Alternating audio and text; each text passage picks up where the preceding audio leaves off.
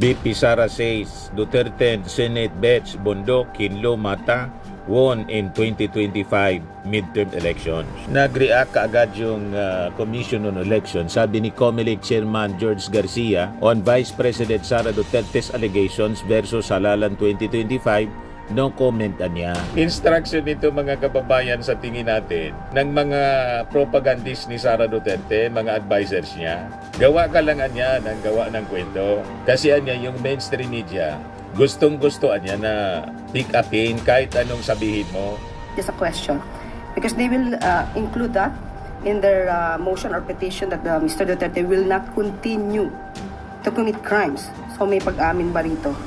And anyway, if that's their strategy, Will not continue to commit crimes.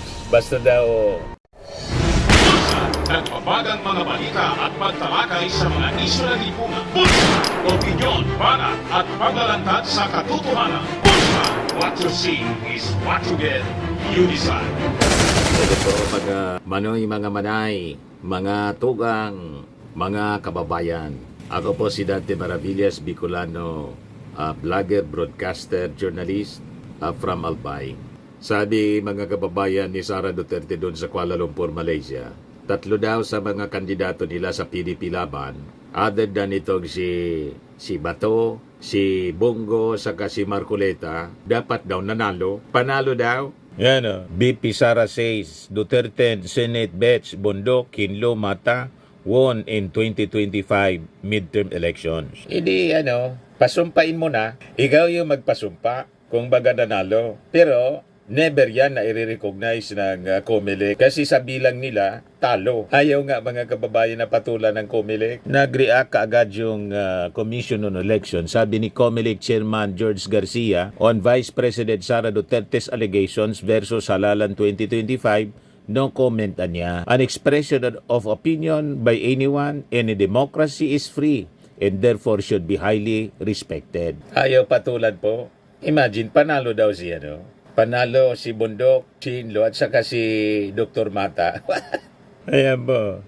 Sabi ni Sara Duterte, tapos na naman ang kampanya. Totoo yon. Pero bakit nandito si Attorney Hinlo, Attorney Bondok, Attorney Mata, hindi man po Attorney si Mata, Dr. Mata? BP Sara said during her address to the Filipino community in Kuala Lumpur, kasi po, para sa akin, at alam kong totoo, nanalo po sila sa eleksyon nung nakaraan. Ano niya, Mr. Maravillas, ang tingin mo dito sa mga statement ni Sara Duterte? Ako po, sa analysis natin, si Sara Duterte, gawa siya ng kwento para po mailihis doon sa sa issue ng impeachment trial laban sa kanya ilihis ang publiko. Instruction nito mga kababayan sa tingin natin ng mga propagandist ni Sara Duterte, mga advisors niya. Gawa ka lang niya ng gawa ng kwento. Kasi niya yung mainstream media, gustong-gusto niya na pick upin kahit anong sabihin mo. Kasi po, ang mainstream media talagang ganon. Hanap sila ng controversy para may isulat, may i-report, may kwento. Kasi ang hanap buhay po ng mainstream media, yung kwento, mga controversy. Kaya ako nga, enjoy ako na kung ano-ano ang pinagsasabi ni Sara Duterte, noon si Digong, at saka yung mga kaalyado niyang mga senador, kung ano-ano mga katarantaduan ang ginagawa. O di wow, may kwento kami. Bahala kayo sa buhay ninyo. Basta kami magkikwento rito. Di ba? Para para basagin yung mga kasinungalingan. Alam nga naman, pabuiluin natin yung mga kasinungalingan nila. Nga po yung COMELEC, ayaw patulan. Demokrasya niya tayo. Yan niya yung opinion niya. O ngayon, kung talagang yon ang paniwala nila, di mag-file sila ng recount. Pag nagpa-recount sila, magagastosan ng milyon-milyon. Walang pumipigil sa inyo na mag-file kayo ng petition for recount sa Commission on Election. Gawin na niyo para malaman natin kung totoo yung inyong kwento.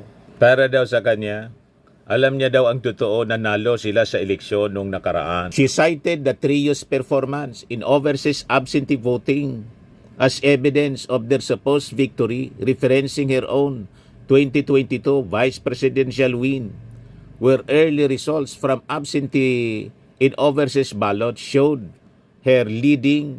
Yun lang pala. Ilan ba yung ating mga OFWs kumpara sa mga butante na nandito sa Pilipinas? Ilang percentage ba sila sa total voting population ng ating bansa? Di ba? Maniwala sa iyo, Sara Duterte, na napakasinungaling po ninyo. Ang mga pinagsasabi ninyo, lahat baliktad. Yan sabi niya rito, karanasan ko po noong 2022, una ko pong nalaman na baka nanalo, baka lang pala, baka nanalo ako bilang BP dahil una pong lumabas ang absentee voting, ang OFW vote. Ganon po ang nangyari sa kanila. Panalo po sila sa OFW vote, sa absentee voting. While BP Sara admitted she was not an IT expert, she claimed she had spoken with unnamed information technology professionals who allegedly questioned the integrity of the vote count. Baka yung abogado po na kinaso ng Comelec na daldal ng daldal, yun man lang, nanggagatong lang yun. Gusto rin makilala. Di ba? Kinaso ng Comelec kasi is casting doubts sa integrity, mga kababayan, ng ating eleksyon. Mag-file kayo ng petisyon for recount para mapatunayan kung talagang nanalo itong tatlo ninyong kandidato. Yan man lang po ang legal process. Yan sabi niya rito. Kausap ko po IT experts na nagsabi hindi talaga pwede na totoo yung mga numero na lumabas. Sinabihan ko po ang PDP. Sabi ko, kayo ang partido. Questionin ninyo kung paano ginawa ang proseso ng bilangan.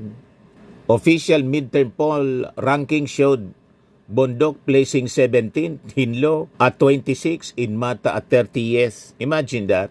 Napakalayo, mga kababayan, 17, 26, 30. Yun pa yung nanalo. Kakaiba talaga po mag-isip itong si Sara Duterte po. O ngayon, sinagot ng Palasyo Malacanang. Sabi dito, Palas brushes off Sara Duterte's poll fraud claim. Sabi ni Castro, yung resulta niya ng May 12 election must be respected. Ang pangarap na yon sa ngayon ay hindi mangyayari. Yan naman niya ang nakikita nating gusto nilang naratibo. Gawing naratibo, sirain pati ang institusyon, ang kredibilidad ng eleksyon, pati ng Comelec. Yan ang talagang ninanais nila.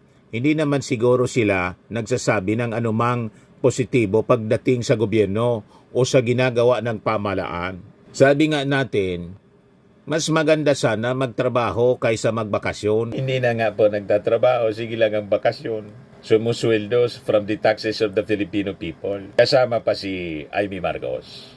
Nasabi ni Sara doon sa Kuala Lumpur, na-stage ko na niya siya kasi lagi ko siya niyang kasama. At sabi ko sa kanya, hindi ka pwedeng umalis sa tabi ko hanggat hindi mo na ibabalik ang aking tatay. Kasi yung kapatid mo niya, si BBM, siyang nagpadala sa tatay ko sa ICC.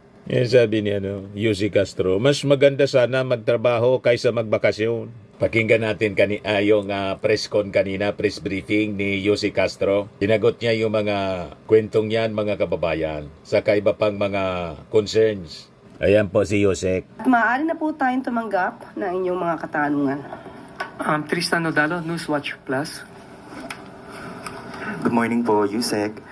Yusek, kagabi po nailabas yung request ng defense team, the former President Rodrigo Duterte, asking the ICC to grant him interim release on the grounds of he is not a flight risk, won't commit further crimes, and that a member state is ready to receive him kung pagbibigyan po ng ICC. Ano pong posisyon ng Malacanang dito sa request na interim release? Lalo na syempre yung mga victims po ng drug war ay ang gusto nila pa rin ay accountability sa part ng former president. Well, unang-una, nabasa natin na parang i-claim po nila or ilalagay po nila sa kanilang petition na that Mr. Duterte will not imperil proceedings if released. Mr. Duterte will not continue to commit crimes. So in one way or another, the council admitted that the former president, had committed such crimes. Nahuli sa sariling bibig. Inamin na may krimen ngang crimes against humanity. Ang nag-amin po, yung mismong abogado, nilaglag si Digong ng kanyang abogado habang nagpa-file ng petisyon for temporary release.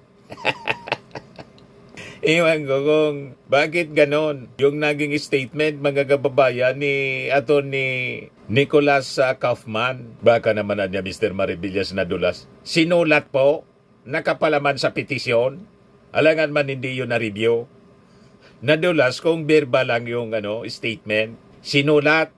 So nakasulat yung pag-amin ng crimes against humanity. Talaga pong parang si Digong. Nilaglag niya yung kanyang sarili, pati si Bato dinamay sa paglaglag. Sa bagay, si Bato naman talaga po yung PNP chief at implementor ng kanyang war on drugs. Sino pa man. You see? Kaya ito yung statement ni Yusek Claire Castro. Inamin niya. Inamin ng abogado. Just a question. Because they will include that in their motion or petition that Mr. Duterte will not continue to commit crimes. So may pag-amin ba rito? And anyway, if that's their strategy, Will not continue to commit crimes. Basta daw inapprove yung interim release, hindi na ipagpapatuloy yung paggawa niya ng krimen. So, ibig sabihin, inamin yung paggawa ng krimen, i-discontinue nga daw. Hindi na ipagpapatuloy yung paggawa ng krimen. So, inamin yung krimen. Kasi kung hindi, ano yung hindi mo ipagpapatuloy? Mama po. sana lang po ay mapaniwala nila yung mga ICC judges at huwag nilang masabi later na ang kanilang mga pinangako, dahil may mga pangako sila sa kanilang sa petisyon, ay masabing nagbibiro lang sila. Katulad na nangyari sa pangako sa jet ski. But anyway, kanila pong strategy yan at hayaan na lang po natin ang ICC ang mag-determine kung sila ba ba'y paniniwalaan at kung mag-grant ang kanilang request for interim release. At kung ano man po maging desisyon ng ICC, the Palace or Malacanang will respect kung pagbibigyan man po itong interim release. Opo, nasa ICC na po kasi yan. Nasa kamay na po ng ICC kung ano po ang kanilang magiging decision or resolution on that matter. Last question. Related pa rin po sa ICC, but this time coming from Vice President Sara Duterte during a meeting with the OFWs in Kuala Lumpur. Ang sabi niya po, kasama niya rin kasi si Senator Amy Marcos. Sabi niya, dinadala niya raw doon si Senator Amy kahit saan kasi hindi ako ang magbabalik kay dating Pangulong Duterte sa Pilipinas dahil ang kapatid mo, referring to President Bongbong Marcos, ang nagpadala sa kanya sa The Hague. Ikaw ang magbalik sa kanya. So, how does Malacanang respond to this statement, especially with former Duterte now, President Duterte now seeking interim release? At saka, yung message nga po sa mga OFW na si Pangulong Marcos daw ay nagpadala sa Hague. Ito ba yung yung binanggit niya na hostage niya, Yes. si Senator Amy Marcos? Well, yan po ay kasunduan ng dalawa, ng Vice Presidente at ni Senator Amy Marcos. Ang Pangulo ay hindi at walang partisipasyon sa kanila naging kasunduan. It is, the President is not a privy to the contract or agreement between a user and a person willing to be used. Hindi walang kinalaman ng Pangulo sa kontratang kanilang pinasukan, yung isang tao na manggagamit at isang taong willing magpagamit. Siguradong magre-react na naman po si Sara Duterte dito kay Yusek Castro. Kasi yung term na ginamit, user itong si Sara Duterte at si Amy Marcos willing na magpagamit. Against na ninyo kung bakit si Yusek Castro, mga kababayan, ang pinili na maging press briefer ng Palasyo Malacanang. Kasi po, ang dila ni Yusek Castro, parang two-edged sword. Bagay na pantapat kay Sara Duterte. Laging may patama po. Alangan man, sila lang ang bira ng bira. May buwelta agad po. Ang terminong ginamit, user, at si Amy nagpapagamit din. At ang nais lang po natin sana ay ang Pangulo po kasi ang sinabi niya ay tuloy-tuloy siya sa kanyang pagtatrabaho, focus sa trabaho. Nadagdag pa nga po ang problema dito sa Siquijor. At kung ang Vice Presidente lamang sana ay nakipag-usap sa kanyang kaibigan, baka hindi pa dumaan at dumating sa krisis na ito sa Siquijor. Ang kaibigan na minimin ni Yusek Castro, si Villar, kasi siya yung may-ari ng electric company, mga kababayan, na palpak ang serbisyo sa Siquijor. Yun ang binapatungkulan ni Yusek Castro, mga kababayan. Thank you, Tristan. Next question, Eden Santos, Net 25. Po Yusek, may we know po kung meron na pong bagong set or tranche ng mga nag-courtesy resignation po na tinanggap na ng Pangulo or tinanggihan? Wala pa po tayong update sa ngayon. Regarding po doon sa sinabi ng Pangulo na nasa baba na or nasa mga USEC na yung focus po nung pagtingin doon sa mga performance ng mga nasa position po na yon, meron na po bang mga USEC at saka mga nasa government agencies na nag-submit na ng courtesy resignation din po at meron na bang tinanggap ang Pangulo or meron tinanggihan? Wala pa pong natatanggap na memo na kailangan mag-submit ng courtesy resignation ng mga USEC. Pero tuloy-tuloy pa rin po ang pag-i-evaluate sa kanilang performance. Yesterday po, Independence Day, sinabi po ng Kabataan Party List na, and I quote, si Marcos ang pumatay sa wage hike bill dahil ayaw galitin ng Rich Boys Club at kung tutuusin, kung gusto ng presidente taasan ng sahod, isang utos lang na Malacanang mangyayari ito. Ano pong masasabi ng palasyo po? Diktador ba ang Pangulong Marcos Jr.? Hindi naman po. Hayaan na lang po muna natin ang usapin na yan sa Kongreso at ang Pangulo naman po ay hindi tutol sa increase sa wage hike. Dahil ito po naman ay makakabuti sa mga manggagawa. Pero sa ngayon po, meron po tayong current process. At tatandaan nyo po, taon-taon naman po ay inaaral po ito ng Regional Tripartite Wages and Productivity Board. At sa bawat rehiyon, sa bawat lugar ay nagkakaroon po ng increase ng mga sweldo o sahod ang ating mga kababayan. Thank you po. Thank you, Ivy Reyes. Next question, Leth Narciso, DZRH. Good morning, Yusek. Ma'am, VP Sara raised doubts over the results of the recent midterm election. Sabi niya, may nakausap siyang IT experts na nagsasabing hindi pwedeng totoo yung mga numerong lumabas at sinabihan niya daw ang PDP na questionin kung paano ginawa ang proseso ng bilangan. How does the palace view such claim from the Vice President? Well, sa mga ganito kasi, wish lang nila yon. Libre naman ang mangarap. Ang pangarap na iyon ay sa ngayon ay hindi mangyayari. Ang pangarap sana ay huwag gawing realidad, baka maraming maniwala. So, kung ano po ang resolusyon, ang naging resulta ng eleksyon, igalang na lang po natin. Hindi po ba nababahala yung palasyo na baka yung ganitong mga pahayag mag-create ng kalituhan or gulo kasi syempre katatapos ng eleksyon baka may iba na hindi pa matanggap yung kanilang pagkatalo i-capitalize yung ganitong statement. Kaya nga po, yan naman ang nakikita nating gusto nilang gawing naratibo. Sirain pati ang institusyon, ang kredibilidad ng eleksyon, pati na ang COMELEC. Yan ang talagang ninanais nila. Hindi naman sila siguro nagsasabi ng mga anumang positibo pagdating sa gobyerno o ginagawa ng pamahalaan. Sabi nga natin, mas maganda sana magtrabaho kaysa magbakasyon. Yung mga kalyado ni Sara na mga senador, pati yung Senado, sinira yung integridad, sinira yung reputasyon mga kababayan ng impeachment court. Nakita naman ninyo kung anong pinagagawa ng ganyang mga kaalyadong senador po, pati yung impeachment case, kahit hindi pwede, gustong ipadismiss. Ganon katindi, mga kababayan nito, mga kaalyado ni Sara. Radyo. Yusek, good morning. The Philippine Constitution Association or PhilConsa led by retired Chief Justice Renato Puno said na yung order po daw ng Senate na ibalik sa House of Representatives ang Articles of Impeachment para litisin si VP Sara raises grave constitutional questions and challenges the integrity of the impeachment process. Kaya nanawagan ang PhilConsa sa Senate na i-uphold ang constitutional duty and proceed with the impeachment trial in accordance with the Constitution and the rule of law. Ano po ang reaksyon dito ng palasyo? Ang bawat opinyon ng isang tao, grupo, ay iginagalang po ng Pangulo.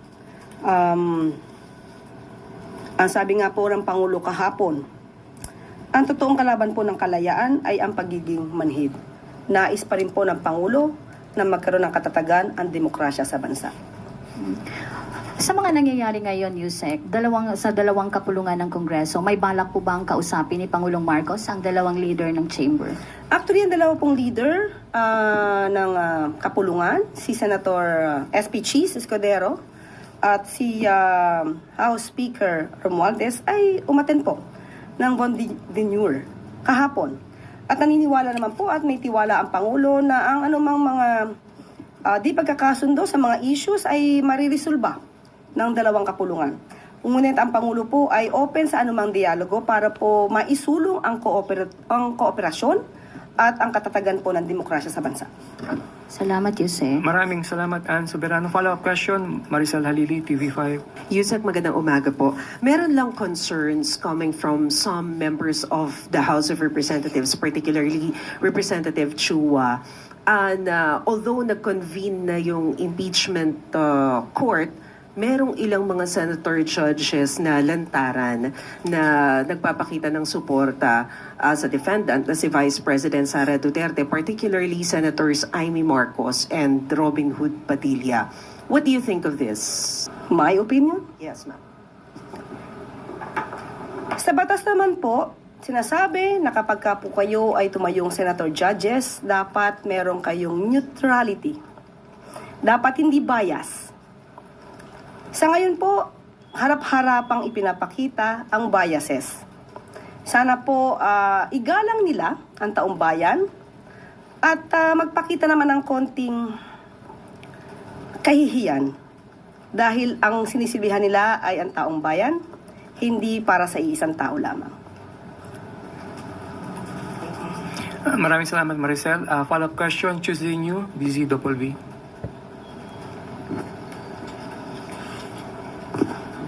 Good morning, ma'am. Ma'am, napansin ko lang 2 beses niyong nabanggit na mas mabuti pa ngang magtrabaho na lang kaysa magbakasyon. Who are you referring to, ma'am? Mayroon ka bang pinatutungkulan na tao dito sa nagbabakasyon ngayon? May nagbabakasyon po ba? Hindi ko po alam. Kaya ko tinatanong sa inyo. In general po, ang Pangulo po, aksyon, aksyon at aksyon. Hindi bakasyon. Yan po lagi ang ginagawa ng ating Pangulo. So wala kayong particular na Wala po akong partikular. Maliban lamang po kung meron po kayong alam na nagbabakasyon ngayon. Alam na, Thank si you. Sarah. Maraming follow-up question, Ivan Marina. Nabanggit niyo, Yusek, that the President is open to a dialogue para to trash out the differences in positions sa upper and lower chamber. But is he going to initiate it? Para ho hindi na lumala itong sinasabing possibility of a constitutional crisis. Sa ngayon po, hindi ko po masasabi kung siya po yung mag-i-initiate. Kasi may mga issues po ito, mas malala po ang issue patungkol sa impeachment. Ayaw pong lumugar ng Pangulo na masasabi na siya po ay nakikialam patungkol po dito. So, kung pag-uusapan lang po ay ang kanilang diskurso o hindi pagkakaintindihan tungkol sa impeachment, hindi po makikialam ang Pangulo kung sila man po ay may pagtatalo patungkol dyan. Pero sa mga ibang issues po, malamang pwede. Yes, but at what point or in what issues is the President willing to intervene? Depende po. Kung gano'n na po ba kalala. Kasi may nakikita po tayo, may pagtatalo po sa wage hike, may pagtatalo rin po patungkol sa Magna Carta sa barangay healthcare. So, tignan po, at i-assess po ito ng Pangulo, but still, the President is open for a dialogue. Salamat. Thank you. Thank you, Ivan. With no more questions, Yusek, Claire? Okay? At Ngayon, ito na yung magandang balita sa war on drugs ng ating Pangulong Bongbong Marcos. Pakinggan natin ang good news para malaman ng lahat. Okay? At bago po tayo magtapos, halos 4 na bilyong pisong halaga ng shabu ang na-recover, Tagalog talaga, na-recover ng mga ahensya ng gobyerno sa tulong ng mga mangingisda sa Pangasinan. Isinurrender ng 29 fishermen sa PIDEA, Philippine Coast Guard, PNP, Philippine Navy at NBI ang 588 vacuum-sealed plastic packs na naglalaman ng illegal na droga na may tinatayang street value na 3.9 billion pesos. Nitong Mayo lamang ay may 10 mangingisda mula Bataan naman ang nag-surrender ng mga na-recover bilang na-recover nilang illegal na droga na palutang-lutang sa karagatan ng Masinloc, Zambales. Tinatayang nasa 1.5 billion pesos ang halaga. Grabe po. Yan ang war on drugs, mga kababayan. Effective. Yan o. Hinirang ng mga bayani Bloodless. ang mga nasasabing mangingisda dahil sa agarang pag-alerto ng mga ito sa mga otoridad.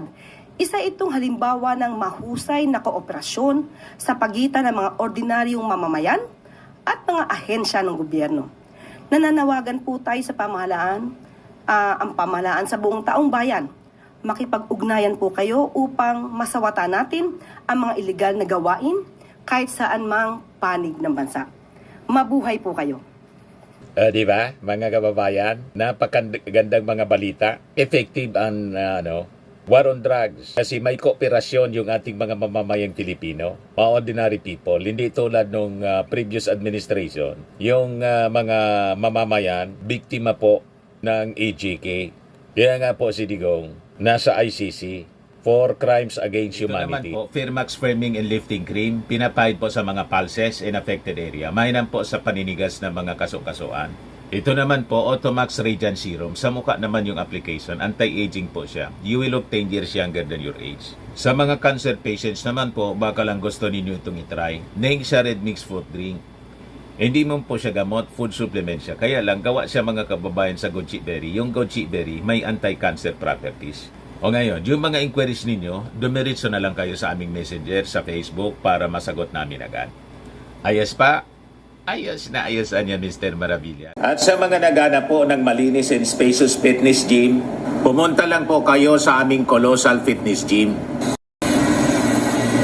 May Grab ka rental din po kami. Ito naman po yung bago naming product na binibenta online. Eye Glow Serum, whitening po siya. Tingnan ninyo yung epekto sa aking anak na architect before and now. Yung mga inquiries po ninyo, dumiretso na lang kayo sa kanyang Facebook account, Riz Maravillas.